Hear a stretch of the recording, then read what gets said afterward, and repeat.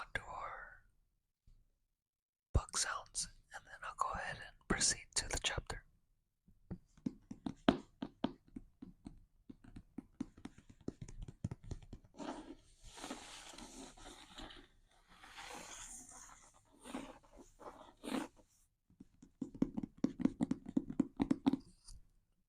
Okay, let's get into it.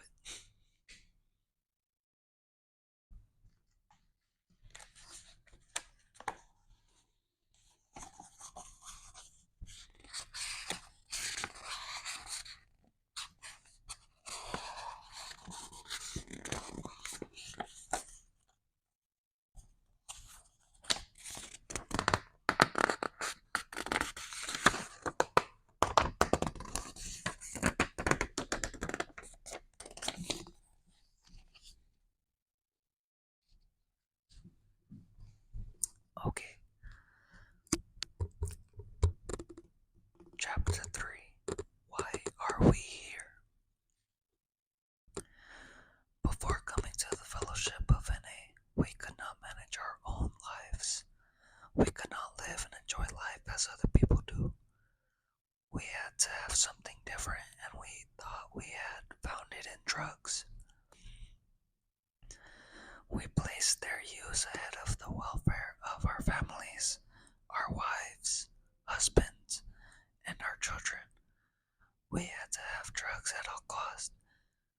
We did many people great harm, but most of all, we harmed ourselves through our inability to accept personal responsibilities.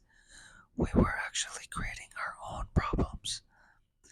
We seemed to be incapable of facing life on its own terms. Most of us realized that in our addiction, we were slowly committing suicide, but addiction is such a cunning enemy of life that we had lost the power to do anything about it. Many of us ended up in jail or sought help through medicine, religion, or psychiatry. None of these methods was sufficient for us. Our disease always resurfaced or continued to progress until in desperation. We sought help from each other in Narcotics Anonymous. After coming to NA, we realized we were sick people. We suffer from a disease from which there is no known cure. It can however be arrested at some point, and recovery is then possible. Please excuse me one moment.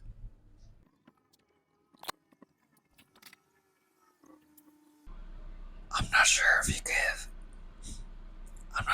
can hear the truck outside, so I'm just gonna sit tight until it leaves.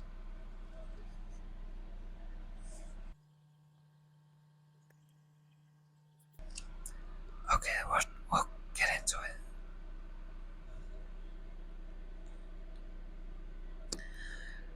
We are addicts seeking recovery. We use drugs to cover our feelings and did whatever was necessary to get drugs. Many of us woke up sick, unable to make it to work, or went to work loaded. Many of us stole to support our rabbit. We hurt the ones we loved. We did all these things and told ourselves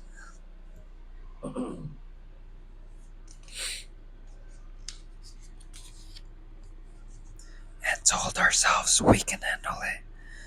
We were looking for a way out. We couldn't face life on life's terms. In the beginning, using was fun. For us, using became a habit and finally was necessary for survival. The progression of the disease was not apparent to us. We continued on the path of destruction, unaware of where it was leading us. We were addicts and did not know it. Through drugs, we tried to avoid reality. Pain and misery. When the drugs wore off, we realized that we still had the same problems, and they were becoming worse. We sought relief by using again and again, more drugs more often. We sought help help and found none. Often drugs didn't understand our dilemma. Often doctors didn't understand our dilemma. We tried to help by giving us They tried to help by giving us medication. Our husbands, wives, and loved ones gave us what they had and trained themselves in the hope that we would stop using or would get better. We tried substituting one drug for another, but this only prolonged our pain. We tried limiting our usage to social amounts without success. There is no such thing as a social addict. Some of us sought an answer through churches, religions, or cultism. Some sought a cure by geographic change. We blamed our surroundings and living situations for problems.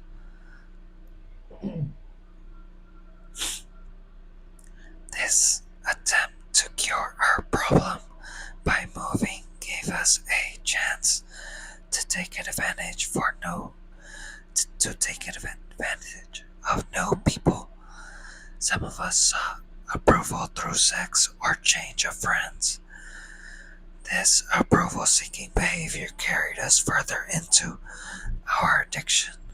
Some of us tried marriage, divorce, or desertion. Regardless of what we tried, we could not escape from our disease. We reached a point in our lives where we felt like a lost cause. We had little worth to family, friends, or on the job. Many of us were unemployed and unemployable. Any form of success was frightening and unfamiliar. We didn't know what to do. As the feeling of self-loathing grew, we needed to use more and more to mask our feelings. We were sick and tired of pain, trouble. We were sick and tired of pain and trouble. We were frightened and ran from the fear. No matter how far we ran, we always carried fear with us. We were hopeless, useless, and lost. Failure had become our way of life, and self-esteem was non-existent. Perhaps the most painful feeling of all was the desperation. Isolation and denial of our addiction kept us moving along this downhill path. Any hope of getting better disappeared. Helplessness, emptiness, and fear became our way of life. We were complete failures. Personality change was what we really needed. Change from self-destructive patterns of life became necessary. When we lied, cheated, or stole, we degraded ourselves in our own eyes. We had had enough of self-destruction. We experienced our powerlessness when nothing relieved our paranoia and fear. We hit bottom and became ready to ask for help. We were searching for an answer when we reached out and found Narcotics Anonymous. We came to our first NA meeting in defeat and didn't know what to expect. After sitting in a meeting or several meetings, we began to feel that people cared and were willing to help. Although our minds told us that we would never make it, the people in the fellowship gave us hope by insisting that we could recover. We found that no matter what our past thoughts or actions were, others had felt and done the same. Surrounded by fellow addicts, we realized that we were not alone anymore. Recovery is what happens in our meetings. Our lives are at stake. We found that putting recovery first, the program works. We faced 3 disturbing realizations. 1. We are powerless over addiction and our lives are unmanageable. 2. responsible for our disease. We are responsible for our recovery. 3. We can no longer blame people, places, and things for our addiction. We must face our problem and our feelings. The ultimate weapon for recovery is the recovering addict. We concentrate on recovery and feelings, not what we have done in the past. Old friends, places, and ideas are often a threat to our recovery. We need to change our playmates, playgrounds, and playthings. When we realize that we are not able to manage without drugs, some of us immediately begin experiencing depression, anxiety, hostility, and resentment. Petty frustrations, minor setbacks, and loneliness often make us feel that we are not getting any better. We find that we suffer from a disease, not a moral dilemma. We were critically ill, not hopelessly bad. Our disease can only be arrested through abstinence. Today we experience a full range of feelings.